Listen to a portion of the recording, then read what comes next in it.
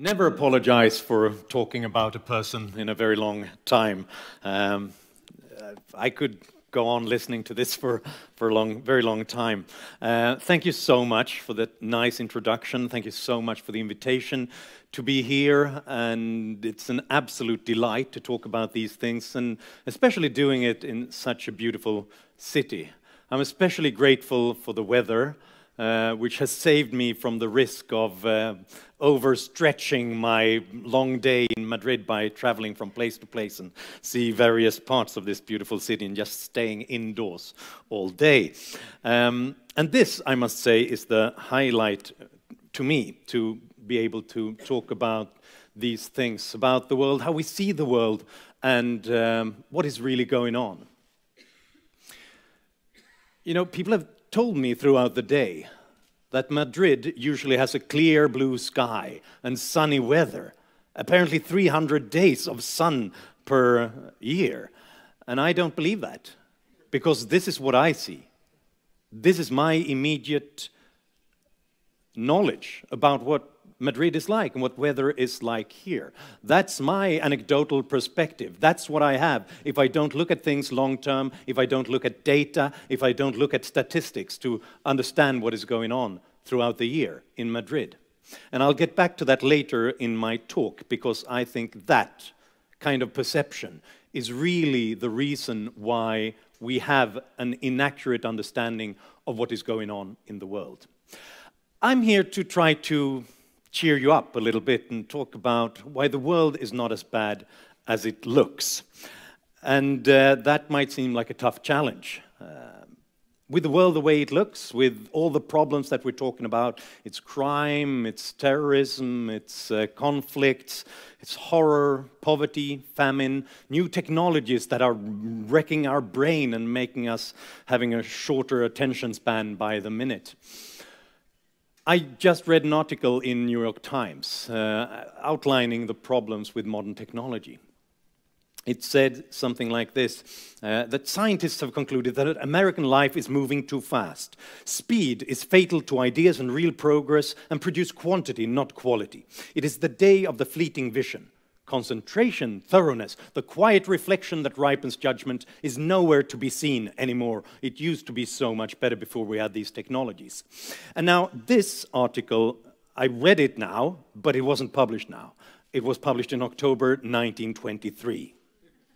Because then we had the gramophone, recorded music, which, according to some of the scientists, began to ruin our way of experiencing music. And we had the radio, which made us stressed out, because now we had information from all sorts of places. And we had the automobile, so people could suddenly take the car and go anywhere.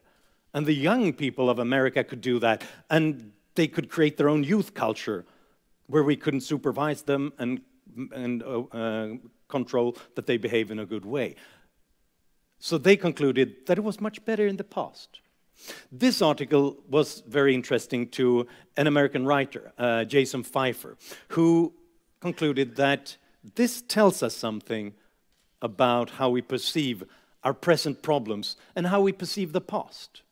Because if we think that there were some good old days sometime in the past, when was this? Pfeiffer decided to find out.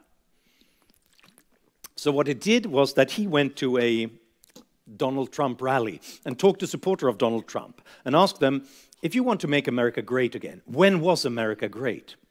And they had various answers, but there seemed to be some sort of consensus around the 1950s. So then Pfeiffer did something interesting. He talked to the historians of the 1950s about how people in the 1950s perceived the 1950s. Did they think that they lived in the good old days and that now we can relax because now we've managed to control the big problems of our era? And the answer was no. In the 1950s, they said, now we live in a horrible era with so many new problems that didn't exist in the past.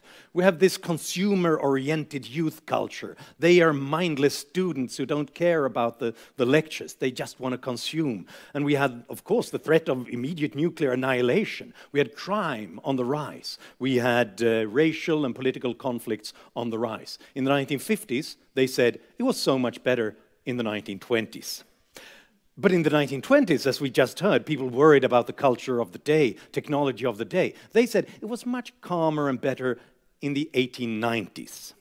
So then he asked historians of the 1890s, so what was going on then? What were people saying then?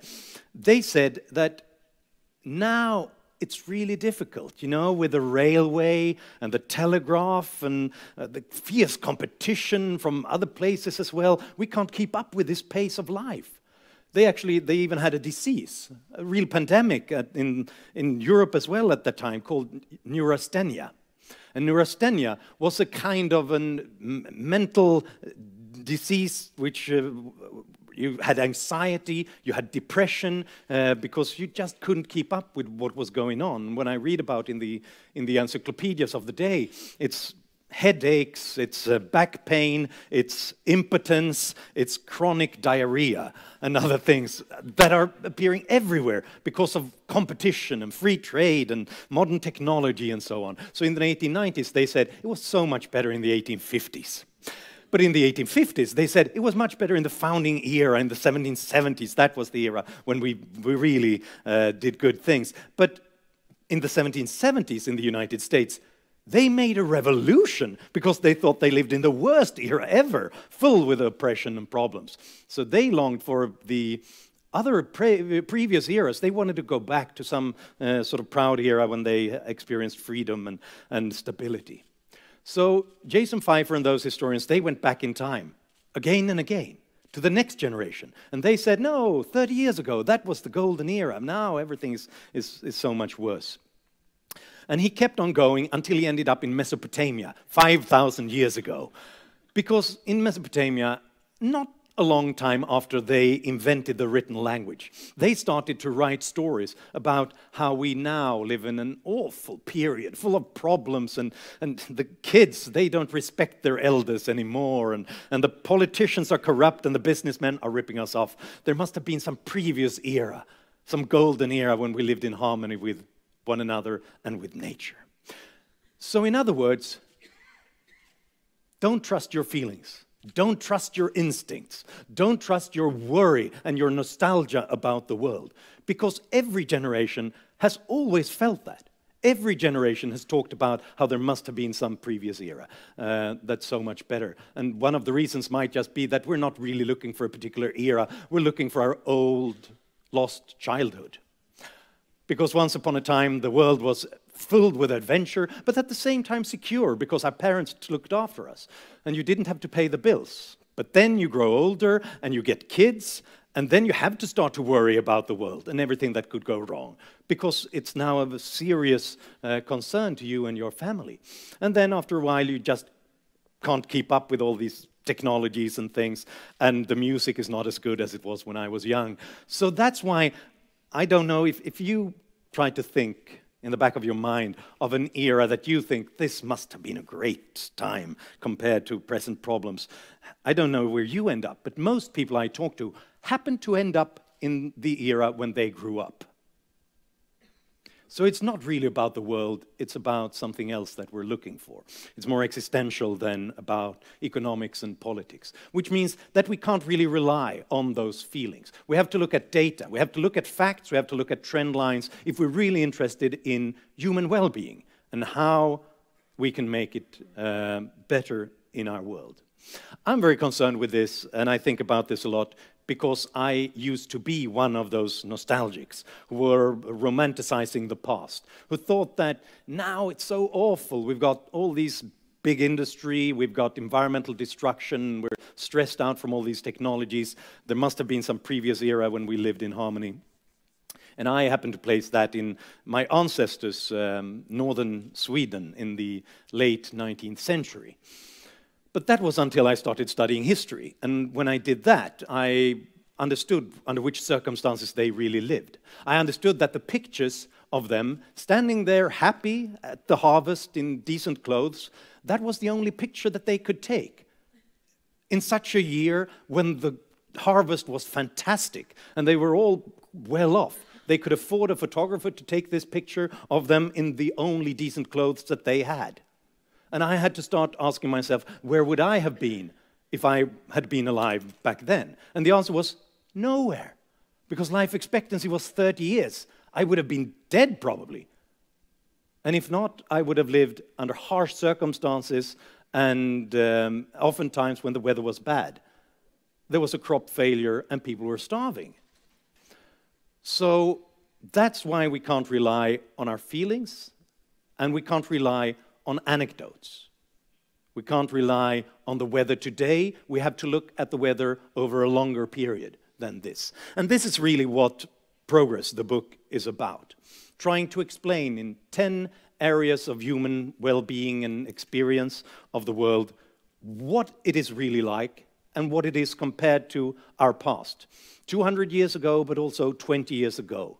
Where we've been, where we are, and where we might be heading. And I don't have the time to go through the 10 different reasons here. To get them all, you have to get the book. But I can tell you 2 reasons, because I think those 2 reasons sum up the things that have been going on in the world for a remarkable period of mankind's history.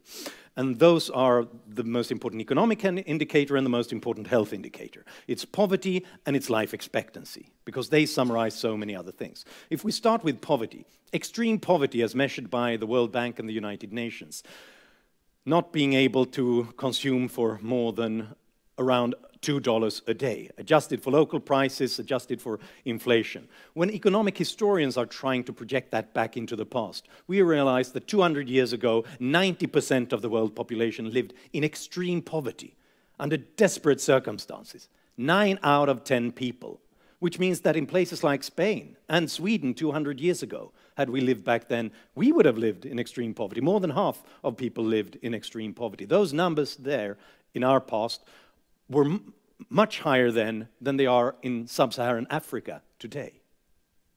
Because what has happened is we had the Industrial Revolution, we had a growth of productivity so that we could suddenly create much more. We had a more advanced division of labor because of more open trade and innovations that made us more productive. And then suddenly, 200 years later, we have reduced extreme poverty from 90% to 9% around the world. And it has been the fastest in these last 25 years. Because now what we're seeing is the Industrial Revolution on a much larger scale for more people than ever before. If you want a back-of-the-envelope calculation to just measure the size of this globalization thing, just compare it to the Industrial Revolution. What was that? That was some 200 million people in Europe and in North America who doubled their income in around 50 years, a little bit more.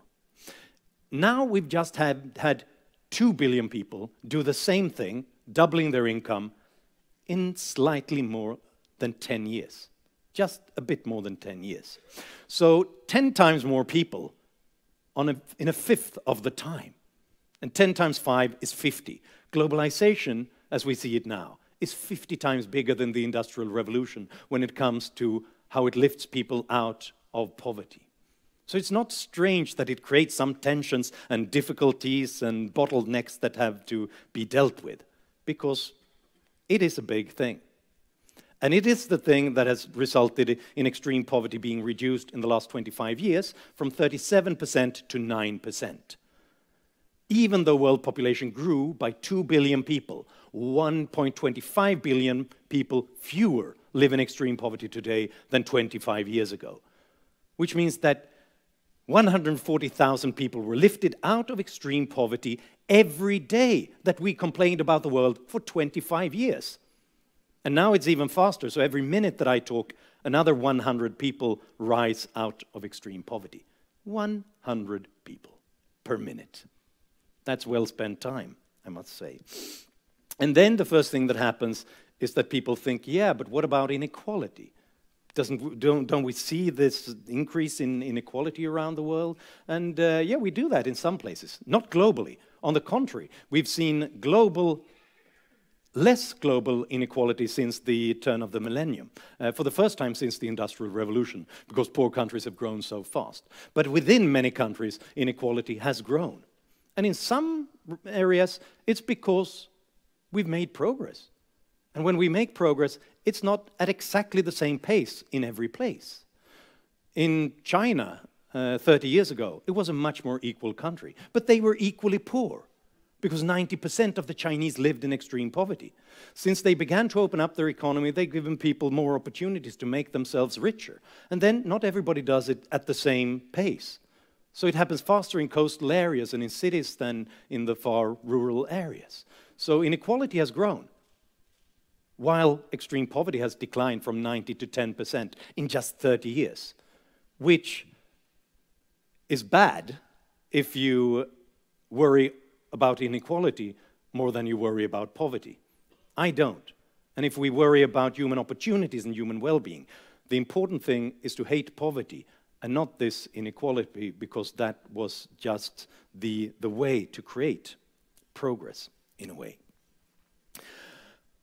What about life expectancy then and health? This is the other measurement that really summarizes a lot of things. It summarizes how we've managed to give people more access to nutrition and food. Chronic undernourishment has declined from 50% 60 years ago to around 10% today.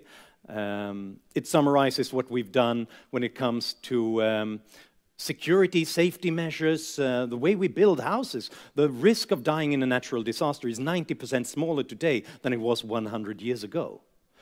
It summarizes what we've done when it comes to obviously healthcare, technologies, drugs, antibiotics, and so on.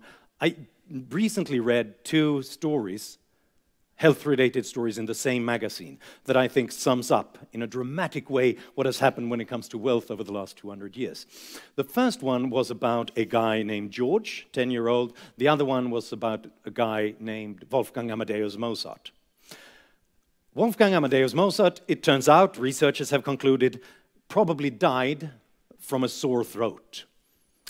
He probably sang too much and drank too much, and he had some bacteria in his throat, so he died. That's the way you left this world 200 years ago, even if you were the greatest composer, or the king, or the emperor, because we had no way of dealing with that. The other story was about George, 10-year-old. He had something worse than, and now we're back to our era, something worse than a sore throat. He had a brain tumor, but now doctors can do something about it. So they operated on him to remove the tumor, a difficult surgery, so his heart stopped beating during the operation. But they managed to revive him, and they managed to get the tumor out and saved his life, and now he's back to normal, his old normal George. And that's amazing in itself, right? That we can do things like that. But it gets even more amazing if you realize that George is not a human being. George is a goldfish. We give better medical treatment to our pets and our goldfishes today than the kings and the emperors and the composers got 200 years ago. Because inventions, scientists, and entrepreneurs have reduced the price of all this knowledge, all this technology that makes for life-saving devices and everyday quality of life. That's the change that has happened. And that, combined with all these other factors, and safe water and indoor plumbing, means that resulted in life expectancy increasing from 31 years in the year 1900, 31 years, to 71 years today, globally. So basically, nothing happened to life expectancy for 100,000 years. And then suddenly, in a bit more than 100 years, it increased from 31 to 71 years. And we are the lucky ones to experience that. We should sort of pat ourselves on the back every day for just being alive. When you say it's great to be here, it's really true in a literal sense, because most people wouldn't have been alive at our age in previous eras. A child born today has a greater chance of reaching his retirement day than kids in all previous generations had of reaching their 5th birthday. That's the extent of this enormous transition. And it keeps on happening. This is why 200 years ago, there was not a single country on the planet where life expectancy was longer than 40 years. Not even the richest places. Today, there's not a single country on the planet where life expectancy is shorter than 40 years, not even the poorest ones. And this is also where globalization comes in a big way. It's not just about money. It's not just that we have more resources so we can spend more resources.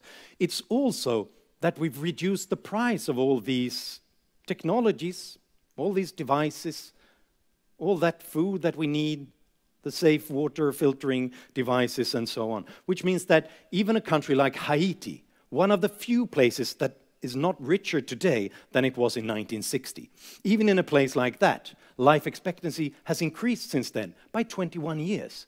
And child mortality has declined by 3/4. Because of globalization, it's easier than ever to use the ideas, the knowledge, the science, the technology, the devices that others have invented in other places, that it took them generations and billions to develop. They can suddenly use that straight away. This keeps on happening around the world. Life expectancy sometimes faces a backlash in certain regions, certain parts of the population. In a country like the United States, it's just declined by 0.1 year, the last year, because of the opioid epidemic. But overall, and on average, we keep on making this progress. There's always one country leading the pack. After a while, as those inventions and discoveries spread around the world, it keeps on happening in other places. In the country that leads the pack, and it's often New Zealand or Japan, life expectancy has increased by 3 months every year over the last 150 years. And it keeps on happening, and according to the reviews of data, it's not just more years, it's also more healthy years. A review in the medical journal Lancet recently concluded that evidence suggests that people are not just living longer than they did previously, but they are living longer with less disability and fewer functional limitations than they did, even at the same ages all the time. So basically, if you listen to me for an hour, you don't approach death by an hour. I don't take that much of your life from you, only by 45 minutes or something like that. I hope I'm worth that. And it gets better in some places. The countries that are catching up the fastest, the countries that are reducing child mortality the fastest right now around the world. African countries like Rwanda, Ethiopia, Botswana, Kenya, they just, over the last 10 years, increased life expectancy by 10 years. Which sounds impossible. It sounds like no one died over 10 years. And that's not really the case. It's about when they're reducing child mortality, every child's life saved gives them an extra 50, 60 years of expected life. But it means that, statistically speaking at least, every Kenyan and every Rwandan could celebrate his birthday, his every birthday, by saying that I did not approach death by a single day in this last year. So why is this? This is the progress that has happened around the world, and it's happening at an increasing pace around the world. Why is it happening? Well, I suggest that this is because of 3 freedoms. 3 freedoms that we often take for granted, but are the pillars that makes this possible. It's about the freedom to explore strange new knowledge about the world, about our bodies, about everything from how the best algorithms to how our world is created in the tiniest particles. To explore all of that, even though it might sound crazy, even though it might challenge traditions or our old ways of doing things. But then we also need the freedom to experiment with this, with new technologies and with new business models, even though it might threaten incumbents, even though it might hurt old companies and old jobs. If we're able to challenge them and experiment with the new things, that creates new solutions that we need.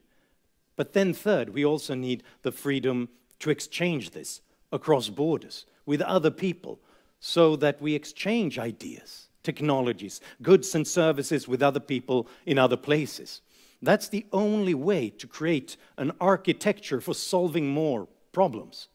And this is the architecture that makes me an optimist. The data that I see about the world, but also the fact that we've created a kind of an open architecture for being lucky. I don't know how we're going to solve mankind's problems. Quite few of them, actually. I really don't know. But I do know that we stand a greater chance of being lucky and solving them if more people are involved in doing that. If more people do have access to the best knowledge, to the accumulated knowledge of mankind, and then are able to do something with this. I've been in the Saharan desert at a village school where a 12-year-old girl, for the first time, have access to electricity, which gave her access to a computer, which gave her access to the internet, so that she can suddenly see that the problems that she's thinking of, others have thought about this before. So that she suddenly has access to all the accumulated knowledge of mankind. And she can add her own ideas and her own creativity to that. And she might be the one who has the next best business model or the solution to global warming. I don't know how, but I do know that our chances are greater if more eyeballs are directed to our problems and more brains are hard at work at trying to solve these problems. So that's why I'm basically an optimist, because we've created this openness over the last 200 years. It didn't happen by accident. It happened because more people got these freedoms, got the freedom to explore, to experiment, and to exchange. The problem right now in our world, because I can't just leave you with such an enthusiastic message. I actually learned that by a magazine editor who told me that we'd like to have an essay from you about the world's progress, but I can't put you on the cover unless you can say that it's really horrible in some way, because we need the horror story to attract readers to our magazine. So can you somehow say that if people don't understand the progress that the world has done, we'll end up in total disaster? And because that's the way the world works. That's the way we work. And I'll get back to that in a few minutes. And there is a risk. And the risk right now in the world is that these freedoms, these three freedoms, are the very ones that are being threatened by the populists from the left and the right, by the authoritarians from the left and the right, who say that precisely these freedoms, this openness, creates tensions, creates chaos, creates too much mobility and strange new ideas that ruins our old ways of doing things, our old traditions, our old jobs, our old businesses. So we should just shut it down to protect us. The risk is that that is undermining the very pillars that create progress. And why is it so tempting to do that? Well, I think that one of the reasons is that people don't understand the progress that the world is making. That people think that if everybody gets freedom to do things, they do pretty good things. Then we're happy, we're tolerant, we're open-minded, and we give them freedom. But if we think that people who are free make a mess out of things and destroy things and threaten us, then we want to protect ourselves from them. And then we want to control them, and we want the strong man to protect us. And people think so right now. People think that the world is falling apart. I've noticed. Because one of the first flashes of insight came when I published a chart. I had a graph or several trend lines which I thought would be the killer chart that would convince people that the world is improving at a rapid pace. So I had a chart that summarized what had happened to extreme poverty over the last 25 years, child mortality over the last 25 years, illiteracy, and chronic undernourishment. And they had all declined by around half, or even much more when it comes to extreme poverty. And then I published this on social media everywhere and leaned back and thinking, my work here is done. Now people will understand what is going on. But one of the first things that happened was that a British woman retweeted me and published this for all her Twitter followers with her own interpretation of the chart, saying, you have to look at this horrible graph because it proves my sense that the world is going to hell in a handcart right now. Because she had read the chart upside down. And she thought that everything that was great 25 years ago had been cut in half in these last 25 years. And that, I think, is the problem with the world right now. people read the charts upside down. They read the graphs upside down. And she's not alone in doing this. One study at the time, this was last year, showed that just 5% of the British thought that the world as a whole was going in the right direction. The Americans, as usual, are more optimistic, so 6% of the Americans thought that the world as a whole was improving. So more Americans think that the moon landing was fake than believe in human progress. That's what we're up against. And one of the reasons why they do this is that they have no idea about these data, about the facts of the world. We know that because when we ask them, they give the wrong answer consistently. If you ask people, Europeans, about, so what happened to poverty over these last 30 years? Was it reduced by half? Did it double? Or did it stay the same? Only 10% of Europeans say accurately that it halved. Or actually, it was reduced by more than that, 3/4. Only 10%. More people thought that it had doubled in the era when extreme poverty was reduced more than ever before. And that tells you that something is wrong, dramatically, seriously wrong. And as the professor of international health, Hans Rosling, often puts it, it means that Europeans are worse at understanding the world than chimpanzees. Because if chimpanzees were asked the same question, so what happened to poverty in the last 30 years? And you write down the 3 answers on 3 different bananas. The chimpanzee would pick the right banana at least 1/3 of the time. Europeans can't do that. We pick the right banana 1/10 of the time. So it tells you that we're not just ignorant about the world. If we were ignorant about what has been going on in the world, we would pick a banana at random. And then we would end up at least correctly with the correct banana 1/3 of the time. We don't. So it means that we must be misinformed, or we must have been listening to outdated information. And what is this information? This woman, the British woman who read the chart upside down, she gave me the answer because I asked her, what made you think that everything that was wonderful 25 years ago has been halved? And she said, I'm not ignorant about the world. I pay close attention to the news. And the news tell me that it's just crime, terrorist attacks, climate change, horrors, war, poverty, famine, everywhere. And every day we get these news. I can sympathize with her. I wake up every morning checking my cell phone thinking that the world is falling apart because that's the news I get. Because that's the shocking thing. That's the dramatic thing that we look at. That's the rain in Spain today. That's the thing that I've noticed right now. It's in front of my eyes. I don't have the time and the patience to think long-term about the last 300 days in Madrid and what the weather was like here at this time. I am only looking at the latest breaking news. And that's always bad. Because shocking things that are newsworthy are bad. If it bleeds, it leads.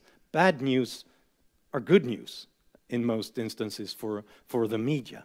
And that's the way I'm afraid it must be, because that's what we pay attention to. So no one ever read a newspaper story about a headline saying 140,000 people lifted out of extreme poverty since yesterday.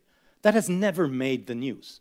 We've never seen a news story about child mortality was reduced by 0.2% since last week, again.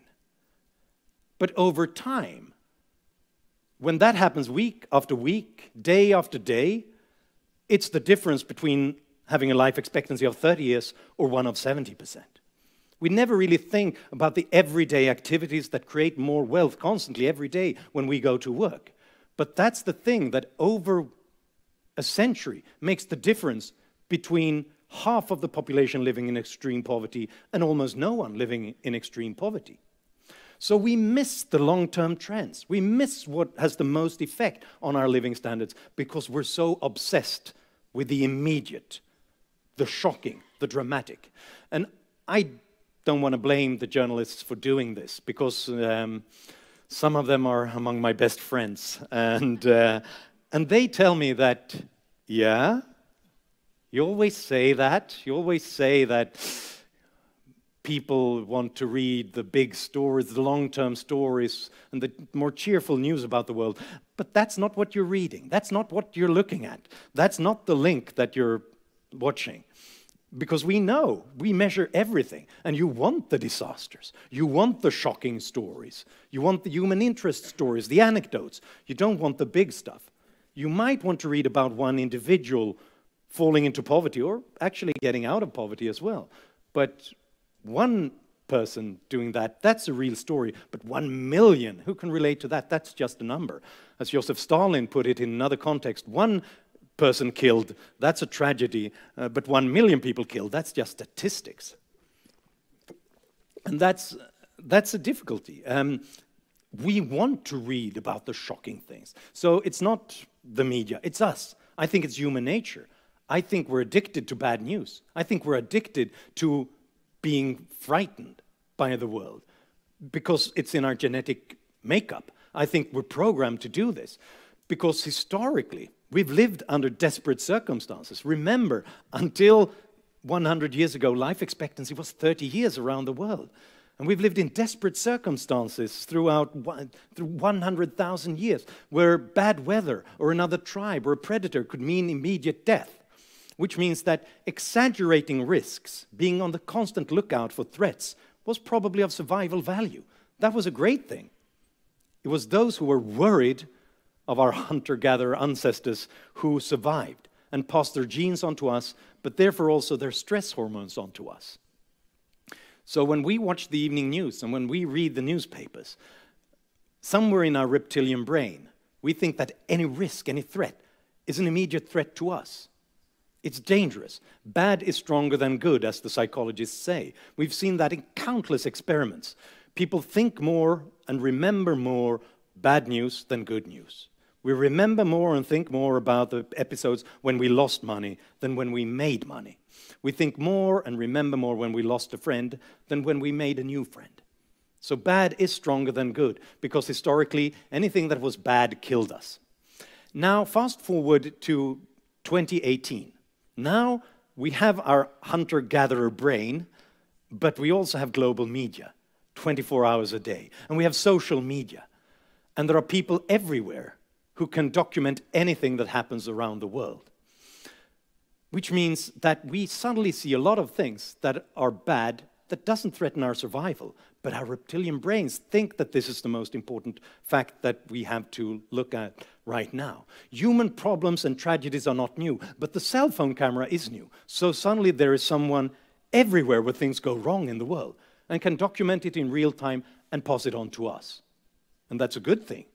It's a democratization of the media. It helps us to understand what is going on in the world, but unfortunately it also makes us forget a lot of things that are happening in the world. Because no one knows that we reduce the risk of dying in a natural disaster by 90%. No news story told that story. But we all know that there's lots of horrible natural disasters, because there is always a natural disaster somewhere in the world, and people are dying from it. And then that will top the news cycle everywhere. Homicide rates were halved in many Western European countries over the last 30 years. But no one knows this. On the contrary, every year people say that it's rising, because there's always a serial killer on the loose with an axe somewhere in the world. And then that's the most shocking thing, and then that will top the news cycle everywhere. We will see it every day, and therefore we will conclude that this is the everyday experience of most people, being hunted by serial murderers with axes. So I think this distorts our way of looking at the world. Our human nature meeting global and social media. I think social media makes this even more threatening in a way, because once upon a time we got all our information from the evening news, reading the morning newspaper, and at least I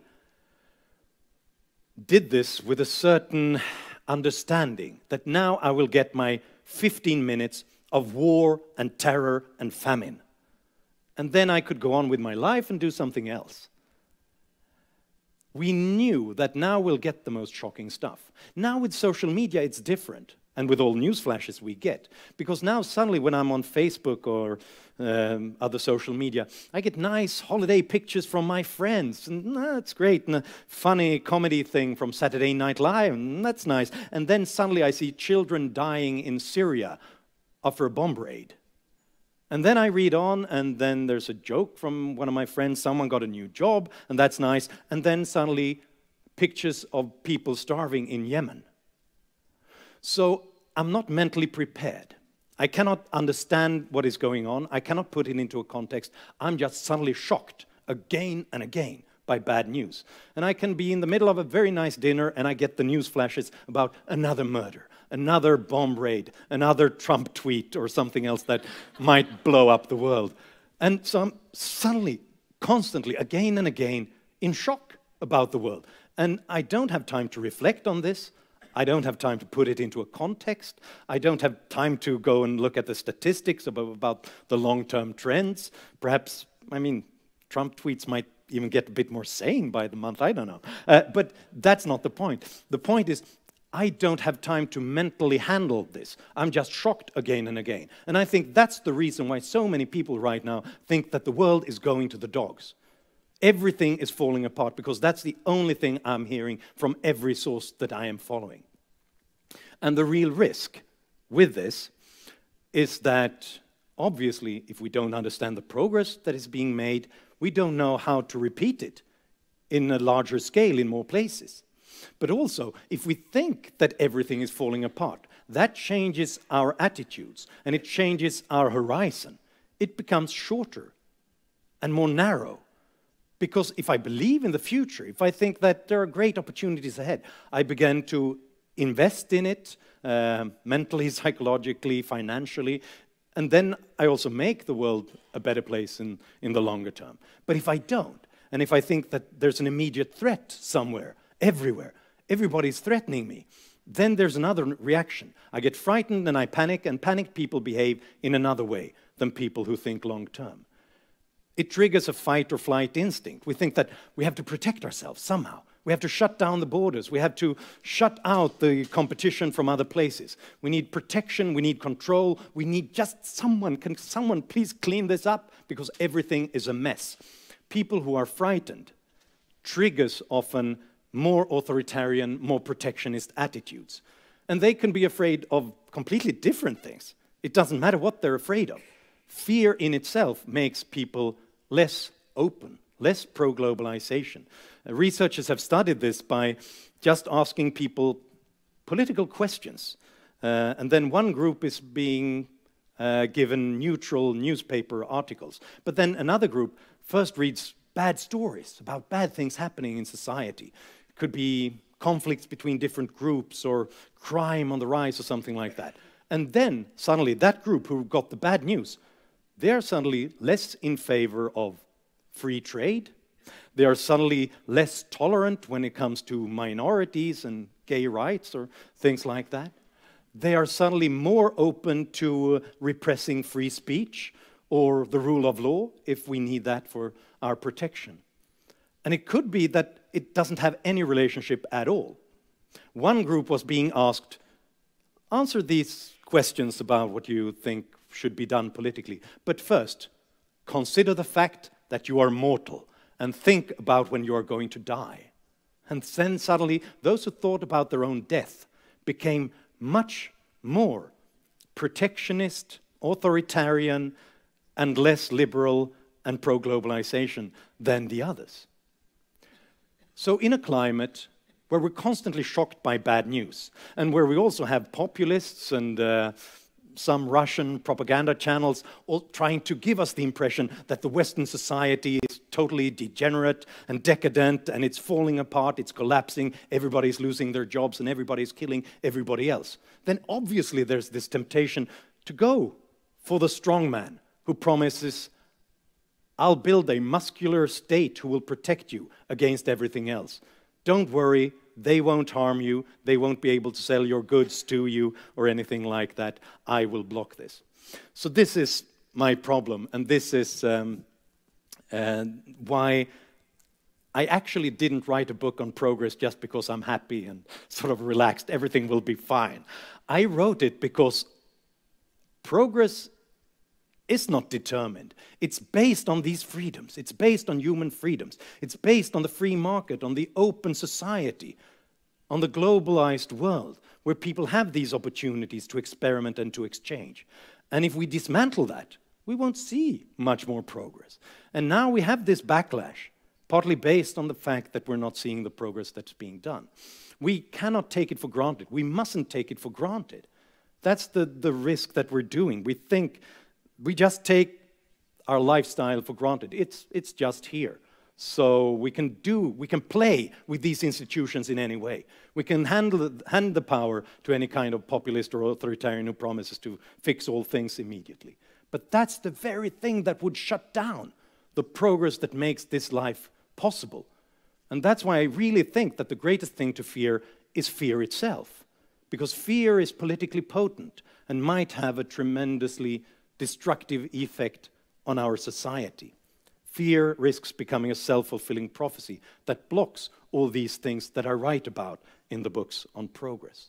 And that's why I would like to end this with a quote from one of my favorite authors, Douglas Adams of The Hitchhiker's Guide to the Galaxy, who pointed out that the way that we look on the future is not neutral, because the way we look at our future also decides what we are doing now and how we can make it better. As he pointed out, the ideas we have about our future world formulate the way we move forward towards that world.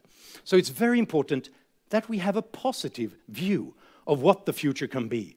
That way, we're forced to look at where we actually want to go, not at where we're frightened that we might end up. Thank you.